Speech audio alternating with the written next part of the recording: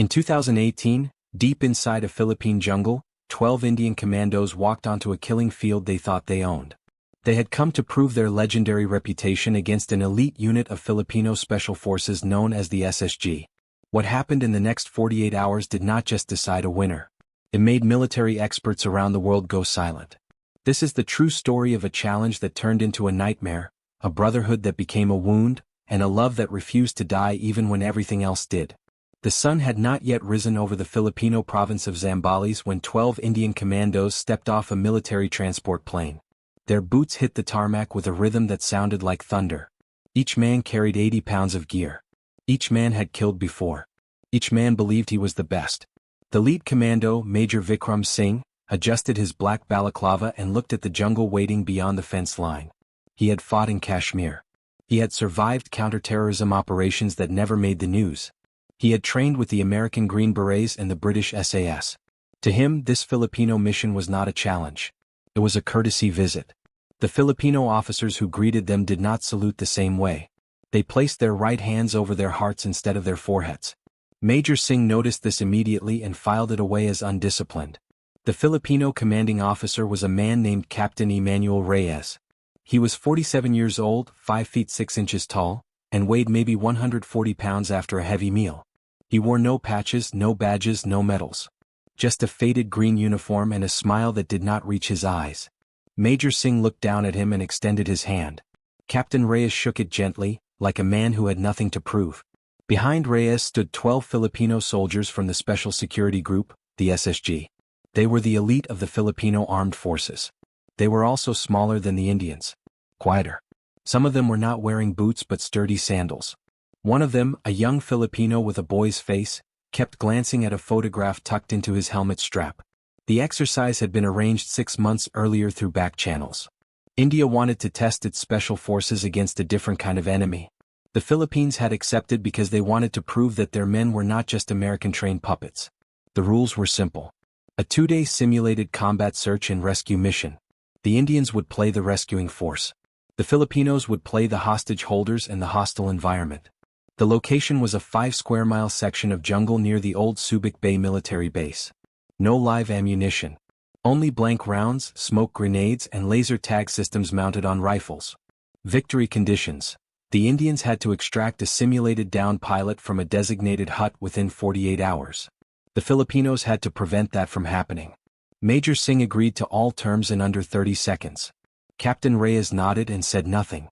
That night, the Indians set up their camp inside a cleared perimeter. They dug fighting positions. They set up trip flares. They posted 3 rotating guards. Major Singh gathered his men and gave a speech that would later haunt him. He said, "Listen to me carefully. These Filipinos have never fought a real war. They chase rebels in the jungle. They rescue civilians from floods. They are not us. We are the children of the Himalayan mountains. We have fought Pakistan. We have fought terror. We bleed discipline. They bleed coconut water. Do not confuse kindness with weakness." His men laughed quietly. One of them, a sergeant named Dylan, mimicked a Filipino accent and said, "Sir, maybe we should bring them tea." More laughter. Major Singh allowed it. He wanted his men loose, confident, hungry. Across the camp, 50 meters away through the thick trees, the Filipinos did not laugh. They sat in a circle. They did not dig trenches or set up tripwires. They simply melted into the shadows.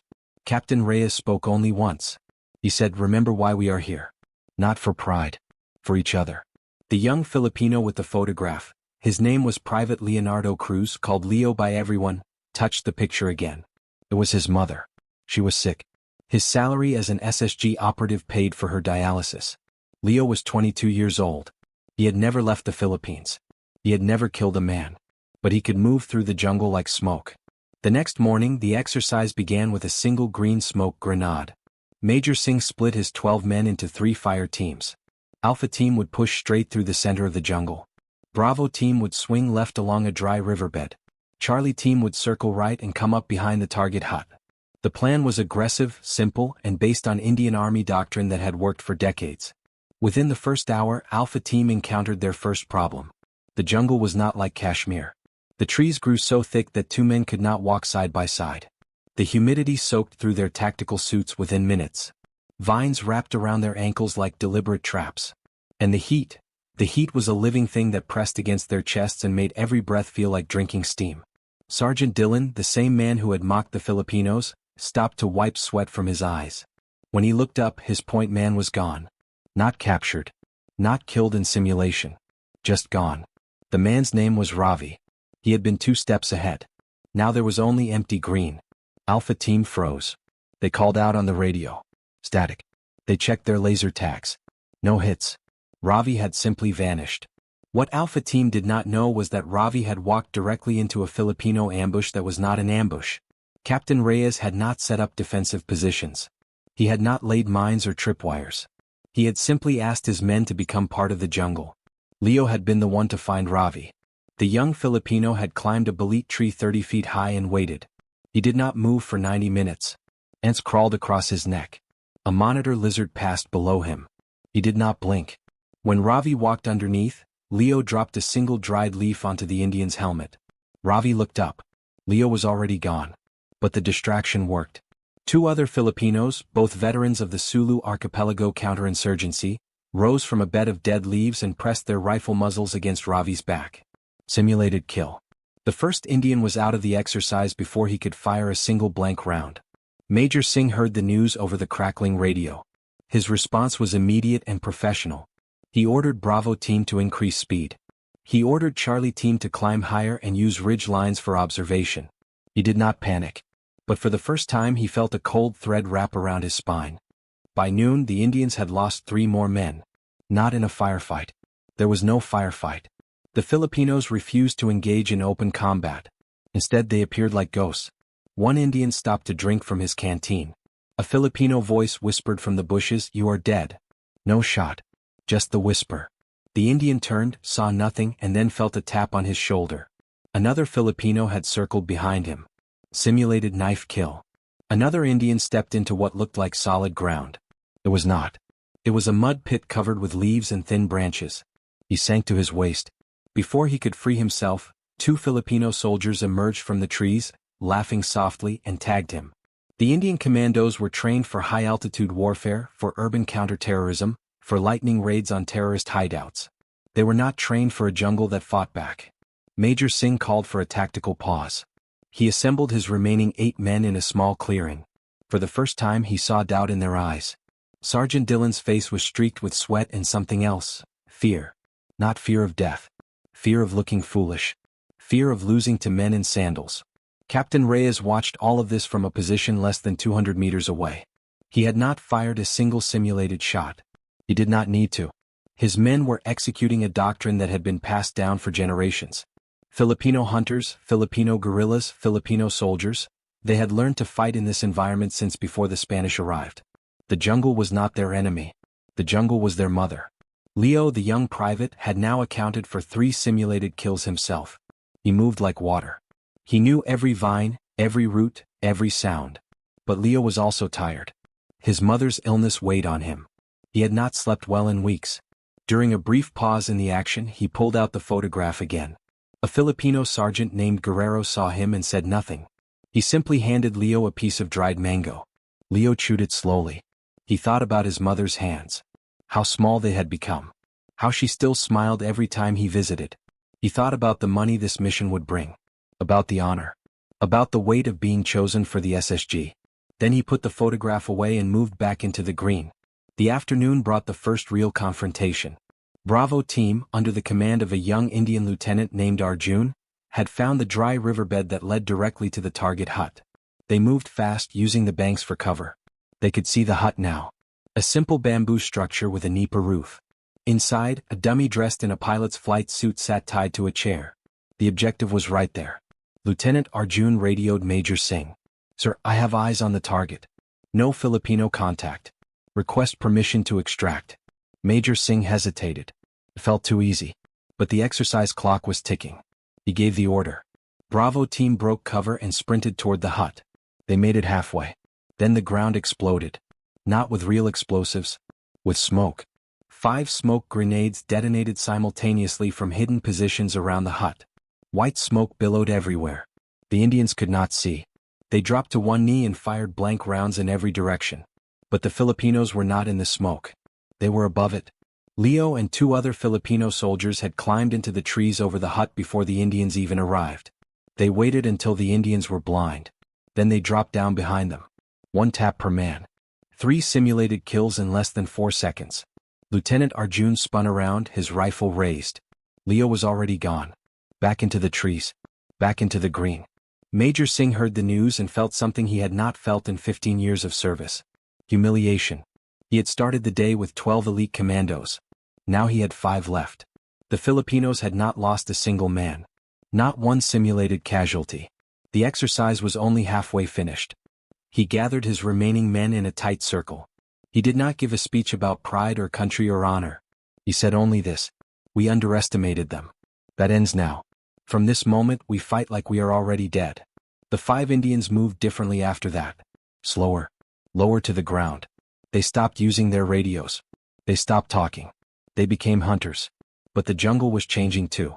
The sun began to set. And in the dark, the Filipinos became something else entirely. Something worse. The night swallowed everything. The Indians built no fire. They made no sound. They moved in a single file line, each man watching the back of the man in front of him. They found the dry riverbed again and followed it upstream. Major Singh's plan was simple now. Reach the hut before dawn. Do not engage the Filipinos. Just grab the dummy pilot and run. It was not elegant. But it was direct. They made it within 100 meters of the hut. Then they heard the singing. A low, soft melody in Tagalog. A woman's voice. Coming from the trees. The Indians froze. There were no women on this exercise. Major Singh realized what it was. A recording. The Filipinos had strung a small speaker in the branches. The song was a lullaby. It was meant to confuse, to distract, to make the Indians feel like they were walking into a village instead of a kill zone. It worked. One of the Indian commandos, a young man named Karen, stepped off the riverbank to investigate the sound. A net made of vines and old fishing line rose from the ground and wrapped around his legs. He fell hard. Before he could cut himself free, a Filipino soldier pressed a laser tag against his chest. Simulated kill. The Filipinos had not just set a trap. They had set a trap that exploited curiosity, compassion, and the simple human need to understand a lullaby. Major Singh dropped the dummy. He did not speak for a long time. Then he removed his helmet and sat down on the wet ground. Captain Reyes sat beside him. They watched the sunrise together. Finally Major Singh said, "How?" Captain Reyes pointed to the jungle. Not at the trees or the vines or the animals. At the spaces between them. He said, "You came here to win. My men came here to go home. That is the difference. Your training teaches you to fight the enemy. Our jungle teaches us to become the enemy." Major Singh nodded slowly. He looked at his men. They were not angry. They were not ashamed. They were confused. And in that confusion something rare happened. They began to respect the Filipinos. Not as rivals. As teachers. The official result of the exercise was never released to the public. But military experts who saw the after-action report were shocked. The Filipino SSG had achieved a simulated kill ratio of 12-0. Not one Indian commando reached the extraction point. Not one Filipino was tagged. The jungle had swallowed the mighty and spat out their pride. But the story does not end there. Because what happened next, in the real world after the exercise was over, would change every single man who was present. The exercise was over, but the jungle was not finished with them. Major Singh ordered his men to pack their gear and prepare for the transport back to India.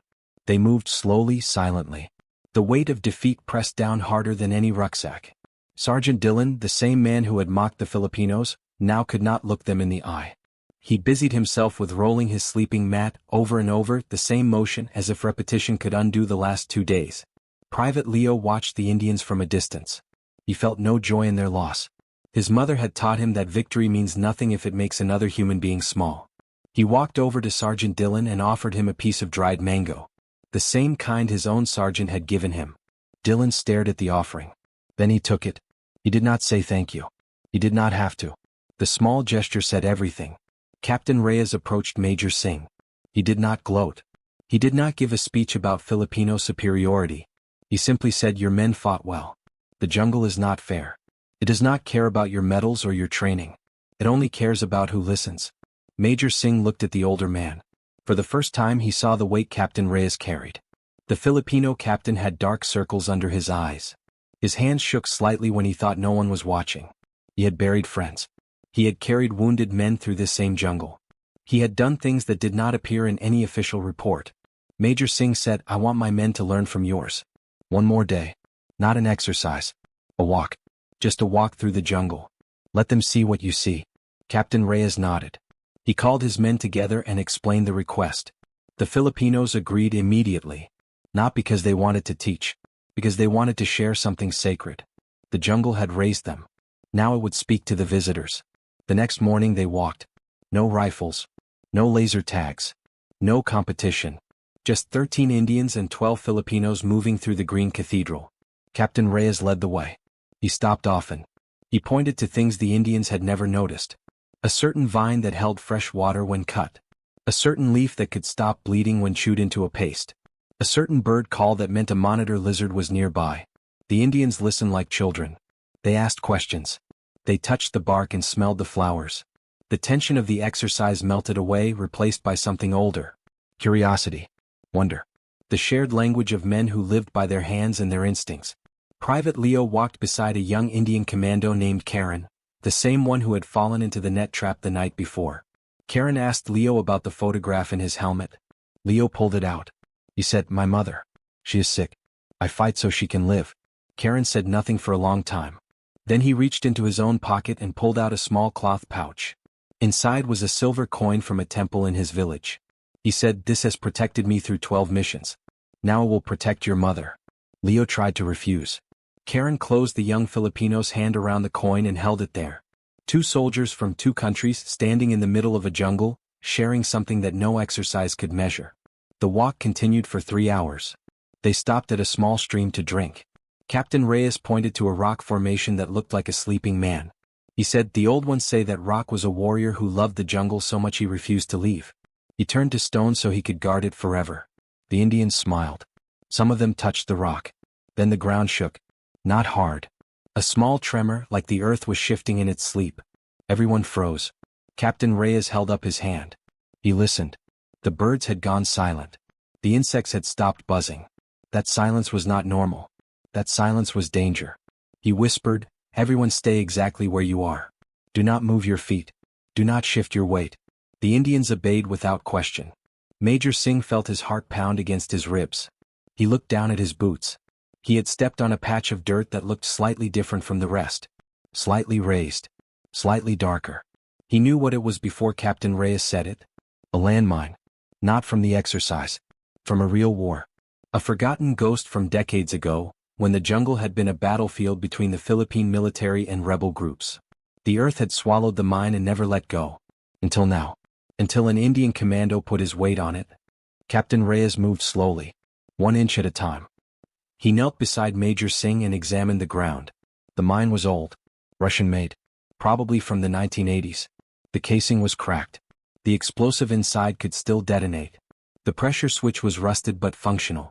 Major Singh's boot was pressing down on exactly the wrong spot. If he lifted his foot, the mine would release the firing pin.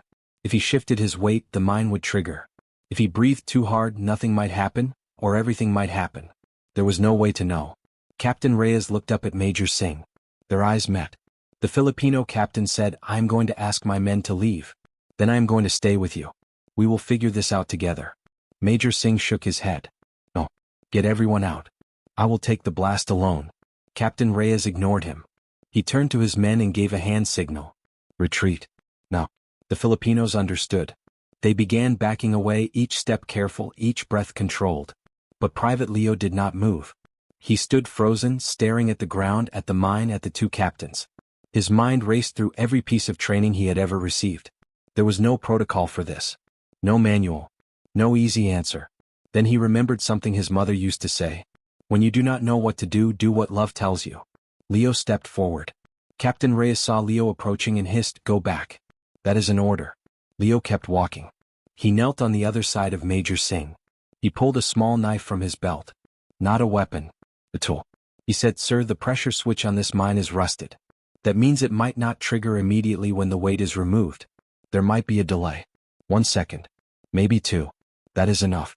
Captain Reyes understood what Leo was suggesting. It was insane. It was desperate. It was the only chance. He said, "You will run. Both of you. I will stay and hold the weight." Leo shook his head. No, sir. I am lighter. I am faster. I know this jungle. When the weight comes off, I can reach that boulder before the blast. He pointed to a large rock formation 15 meters away. Major Singh grabbed Leo's arm. His grip was iron. He said, "You are a child. You have a mother. I will not let you die for me." Leo looked at the Indian major. He did not blink. He said, "Then we all die here together. That is also a choice." The standoff lasted 10 seconds that felt like 10 years. Then Captain Reyes made a decision that would haunt him forever. He said, "Leo, you run. I will hold the weight. When I say go, you and Major Singh run together. Do not look back. Do not stop." Leo opened his mouth to argue. Captain Reyes raised his hand. "That is an order." Leo closed his mouth. Tears filled his eyes. He nodded. Captain Reyes placed his own boot next to Major Singh's. Slowly, carefully. He pressed down until he felt the rusted pressure switch shift slightly. Then he said, "Major Singh, on my count, remove your foot. 3, 2, 1, go." Major Singh lifted his foot. Captain Reyes held the weight. The mine did not explode. Not yet. The rusted switch clicked but did not release. There was a pause. A heartbeat of perfect silence. Then the ground began to hum. Major Singh ran. Leo ran beside him. They ran faster than they had ever run in their lives. Their boots pounded the earth. Their lungs burned. The boulder was 15 meters away. Then 10. Then 5. Behind them, Captain Reyes did not run. He could not. If he lifted his foot, the mine would detonate immediately. If he stayed, the mine would detonate anyway. The hum grew louder. The ground began to shake. Captain Reyes closed his eyes. He thought of his wife. He thought of his daughter. He thought of the jungle that had been his home for 20 years. Then he thought of his men. His boys. The ones he had trained. The ones he had fed. The ones he had promised to bring home. He had kept that promise for 12 years. He would keep it now. He lifted his foot. The mine exploded. The sound was not a bang. It was a punch.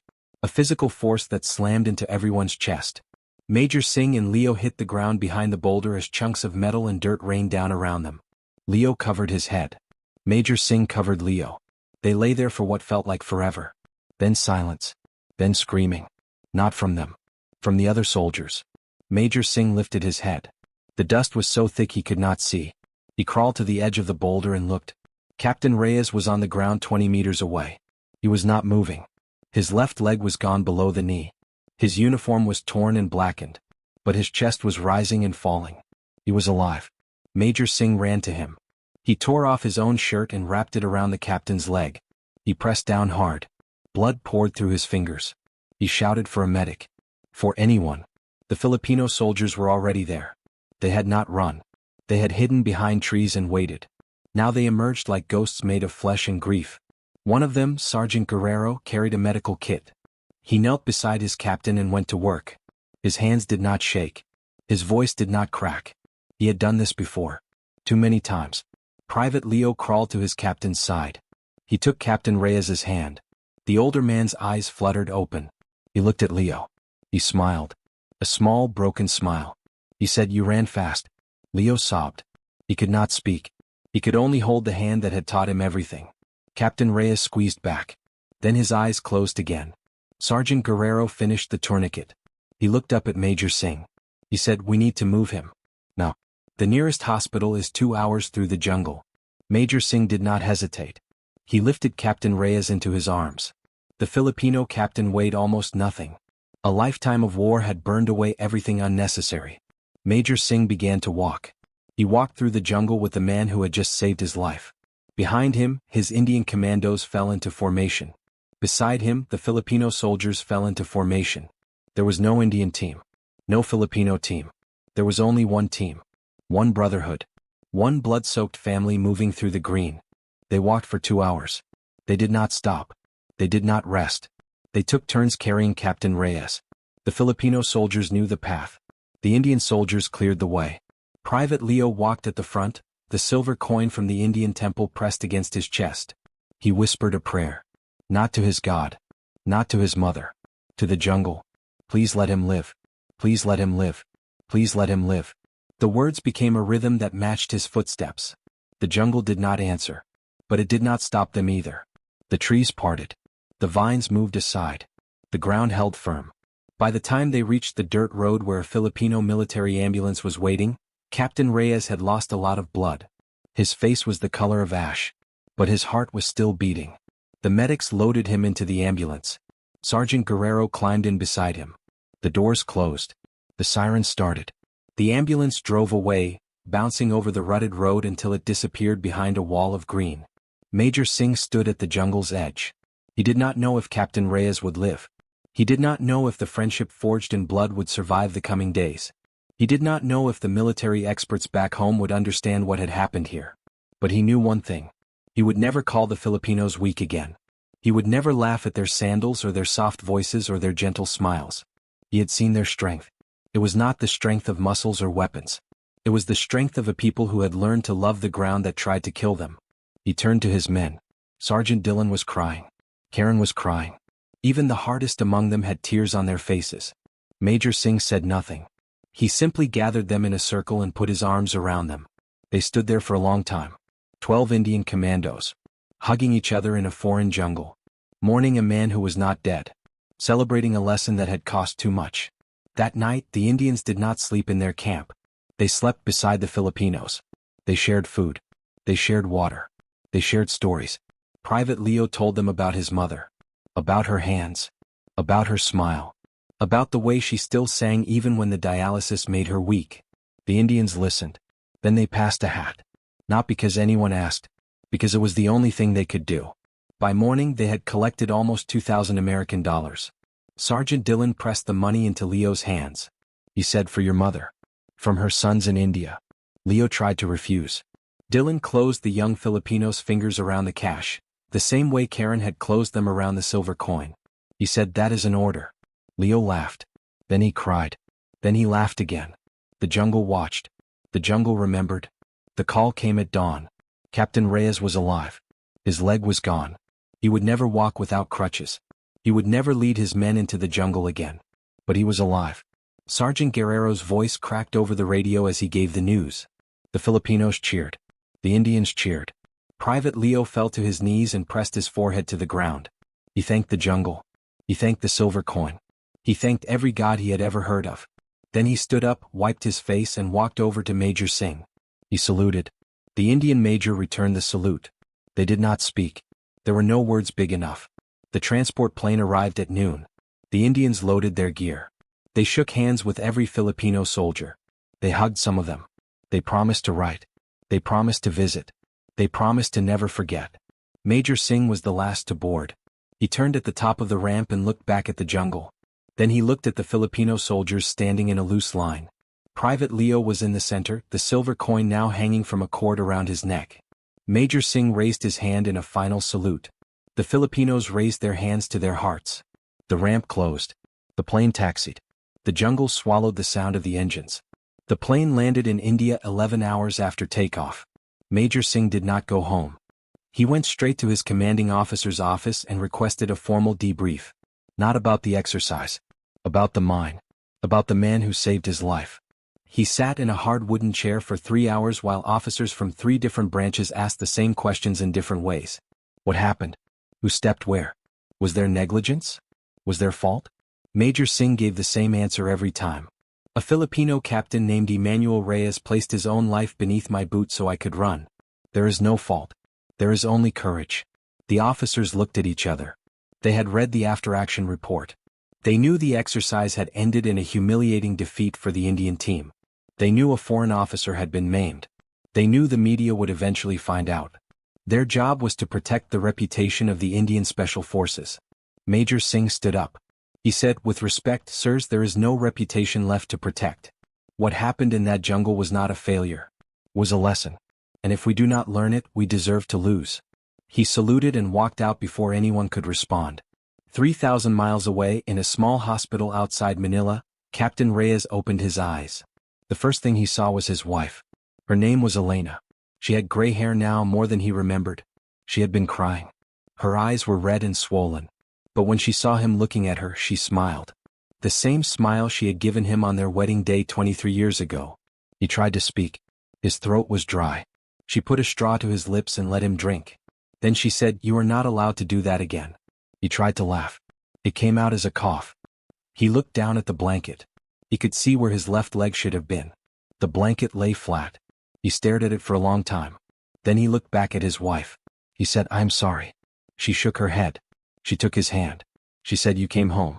That is all I asked for." Private Leo arrived at the hospital that evening. He had walked 3 miles from the bus stop because he had no money for a taxi. He had spent everything he had on his mother's medicine. But he carried something more valuable. The silver coin from the Indian soldier. And a letter. Major Singh had written it on the plane and given it to the pilot to mail from the first stop. It was short. It said, "Captain Reyes, you taught my men what honor means. You taught me what sacrifice means. I will spend the rest of my life trying to be worthy of what you did. Your brother, Vikram." Leo folded the letter and placed it on the table beside the captain's bed. Captain Reyes read it 3 times. Then he looked at Leo. He said, "You ran fast." Leo smiled. He said, "You told me to, sir." Captain Reyes reached out and touched the silver coin around Leo's neck. He said, "That Indian gave you his protection. Now you must give it to someone else someday. That is how this works." Leo nodded. He understood. Private Leo arrived at the hospital that evening. He had walked 3 miles from the bus stop because he had no money for a taxi. He had spent everything he had on his mother's medicine. But he carried something more valuable. The silver coin from the Indian soldier. And a letter. Major Singh had written it on the plane and given it to the pilot to mail from the first stop. It was short.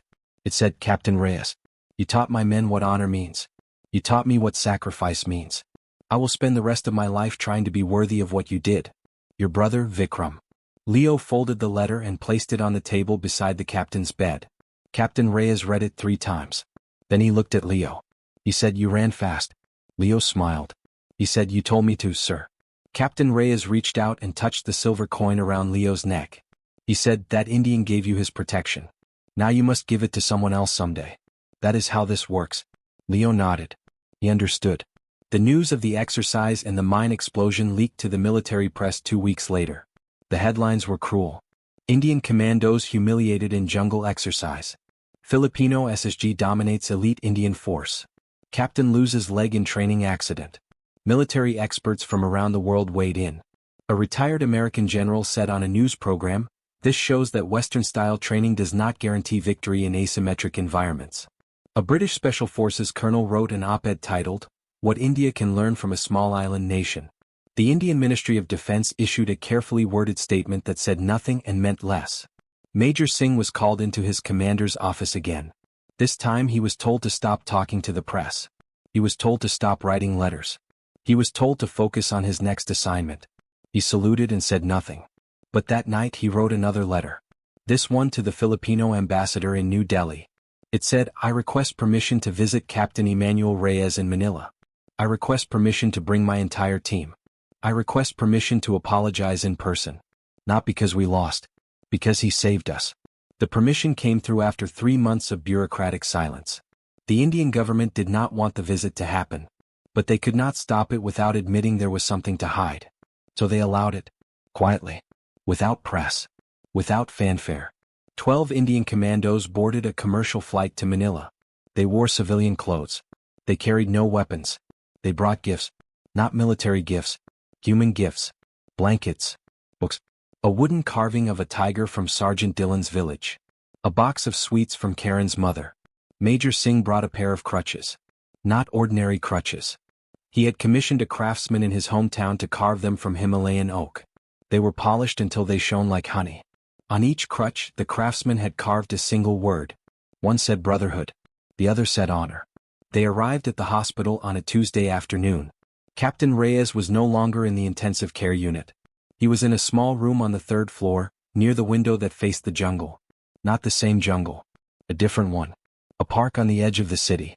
But the trees were green and thick, and when the wind blew they sounded like home. He was sitting in a wheelchair when the Indians walked in. He did not try to stand. He could not. The stump of his left leg was still healing. The doctor said he would need months of therapy before he could use crutches. But when he saw Major Singh walk through the door he smiled. The same smile from the jungle. The one that did not reach his eyes. Except now it did. Major Singh stopped 3 feet from the wheelchair. He saluted. Captain Reyes raised his hand to his heart. Then Major Singh knelt. He knelt on the hospital floor, this man who had led elite commandos into battle, this man who had never bowed to anyone. He knelt and placed the carved crutches across Captain Reyes's lap. He said, I came to say thank you. But that is not enough. So I came to say I am sorry. And that is not enough either. So I came to say I will remember. Every day. For the rest of my life. Captain Reyes looked down at the crutches.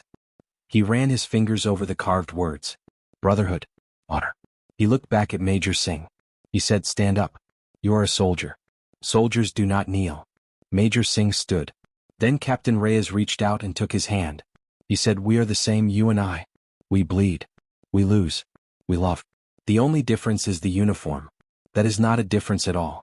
Private Leo was not at the hospital that day. He was with his mother. She had taken a turn for the worse. The dialysis was not working as well as it used to. The doctor said she needed a new kidney. There was no donor. There was no money. There was only time, and time was running out. Leo sat beside her bed in a different hospital, on a different floor, in a different part of the city. He held her hand. He sang the lullaby that the Filipinos had played from the speaker in the jungle. The same lullaby. The one that had confused the Indians. The one that had made them curious. His mother smiled when she heard it. She tried to sing along. Her voice was a whisper. But it was there. Leo pressed the silver coin against her palm. He said, this came from a soldier far away. It protected him. Now it will protect you. His mother closed her fingers around the coin. She said, you are a good son. Leo shook his head. He said, I am trying to be. The news of Leo's mother reached Captain Reyes through Sergeant Guerrero. The old sergeant had kept in touch with everyone. That was his job now. Not fighting. Connecting. He called Major Singh at his hotel. He said, the boy needs help. His mother is dying. Major Singh listened. Then he called his men. They met in the hotel lobby at midnight. 12 Indian commandos. Sitting on cheap couches under fluorescent lights. They did not have much money. They had spent most of their savings on the trip. But they had something else. They had a story. And stories, when told to the right people, could move mountains. Major Singh called a journalist he trusted in New Delhi. A woman named Priya who had covered the Indian Special Forces for years. She knew how to keep a secret and how to tell a truth. He told her everything. The exercise. The humiliation. The mine. The crutches. The boy and his mother. Priya listened. Then she said, give me 24 hours. 24 hours later, a story appeared on a major Indian news website. It was not about the exercise. It was not about the defeat. It was about a young Filipino soldier named Leo who carried his mother's photograph into battle. It was about a captain who lost his leg saving an enemy. It was about 12 Indian commandos who learned that strength without love is just violence. The story went viral. Within 6 hours, it had been shared 1 million times. Within 24 hours, people from India, the Philippines, and dozens of other countries had donated more than $300,000. Enough for Leo's mother to get the transplant she needed. Enough for Captain Reyes to get a prosthetic leg that actually worked. Enough for Leo to finish his service and go to university. Enough to prove that the world was not as broken as it sometimes seemed. Leo's mother received her new kidney 3 months later. The donor was a stranger from a country she had never visited. India. The same country that had sent soldiers to challenge her son. The same country that had learned to bow. She survived the surgery. She recovered slowly. The first time she walked outside the hospital, she asked to see the jungle. Not the real jungle. The park near Captain Reyes's hospital. Leo pushed her wheelchair along the path. The trees were not as thick as the ones he had grown up in. The birds were different. But the smell was the same. Earth, green, life. They found Captain Reyes sitting on a bench. He was wearing his new prosthetic leg. It was made of carbon fiber and polished steel. But he had wrapped it in a strip of faded green fabric from his old uniform. He stood up when he saw them. Slowly. Carefully. He walked to Leo's mother and took her hand. He said, your son saved my life. Then he saved my soul. Thank you for raising him. Leo's mother looked at the captain. Then she looked at her son. Then she looked at the jungle. She said, the jungle takes. But the jungle also gives. Today it gave us each other. Major Singh returned to India a different man. He did not retire. He did not resign. He continued to serve. But he changed the way he trained his soldiers. He added a new module to the curriculum. It was not about weapons. It was not about tactics. It was about humility. He made every new recruit spend one night alone in the jungle. No food. No water. No radio. Just the dark and the sounds and the fear. When they came back in the morning, he asked them one question. What did the jungle teach you? The best answer he ever received came from a young soldier who had cried for the first 2 hours. He said, Sir, It taught me that I am not the strongest thing in the world. And that is okay. Major Singh nodded. He wrote that answer down. He kept it in his pocket, next to a faded green strip of cloth that Captain Reyes had given him. The same cloth from the old uniform. The same cloth that now wrapped a prosthetic leg on the other side of the ocean. Military experts who had initially mocked the Indian Commandos eventually changed their tune. They wrote new articles, new analyses, new conclusions. They said the exercise had not been a failure. It had been a transformation. They said the Indian Special Forces had learned more from losing than they ever could have learned from winning. They said the Filipino SSG had proven that the best weapon is not a gun or a knife or a bomb. It is a heart that refuses to quit. Captain Reyes read some of these articles in his small house outside Manila. He smiled. He shook his head. He said to his wife, they still do not understand. It was never about winning or losing. It was about two groups of men who realized they were the same. Elena kissed his forehead. She said, let them think what they want. You know the truth. That is enough. Private Leo left the SSG 1 year later. His mother was healthy. His savings were sufficient. He wanted to become a teacher. He wanted to teach children in the small village where he had grown up. He wanted to tell them about the jungle. Not the dangerous jungle. The beautiful jungle. The one that had given him everything. On his last day in uniform, he received a package from India. It was a wooden box. Inside was a new silver coin, identical to the one he already wore. And a letter from Major Singh. It said, for your first student. Pass it on. Leo laughed. He cried. He put the new coin in his pocket. He touched the old coin around his neck. He walked out of the base and into the green. The jungle opened before him like a door. Captain Reyes lived another 20 years. He walked with a limp. He danced with his wife at his daughter's wedding. He held his first grandchild.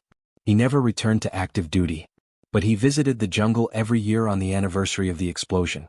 He would sit on the same boulder that Leo had hidden behind. He would listen to the birds. He would touch the ground where the mine had been. And he would whisper, thank you for letting me stay. When he died at the age of 67, his body was cremated. His ashes were scattered in the jungle. Not by soldiers. By his wife. By his daughter. By his grandchild. And by a middle-aged Filipino teacher named Leo, who still wore a silver coin around his neck. Major Singh attended the funeral. He was 60 years old by then. Retired. Gray-haired. Slower than he used to be. But he stood at attention when they scattered the ashes. He saluted. Not the sharp salute of a young commando. The slow salute of an old soldier saying goodbye to a brother. After the ceremony, Leo walked up to him. The young Filipino teacher was no longer young. He was 43. His face had lines. His hands had calluses from chalk and blackboards. But his eyes were the same. Bright. Kind. Unbroken. He took the silver coin from around his neck and pressed it into Major Singh's hand. He said, you gave this to me to protect my mother. It worked. Now it is time to protect someone else. Major Singh looked at the coin. Then he looked at Leo. Then he looked at the jungle. He said, it never ends, does it? Leo shook his head. He said, no, sir. That is the point. The military experts who had been shocked by the original exercise eventually forgot about it. New exercises happened. New challenges emerged. New headlines replaced the old ones. But the men who were there never forgot. They told their children. Their children told their grandchildren. The story became a quiet legend, passed from soldier to soldier, from father to son, from one side of the ocean to the other. It was not a story about victory. It was a story about something rarer. Something harder. Something that cannot be taught in any academy or written in any manual. It was a story about two groups of men who started as enemies and ended as brothers.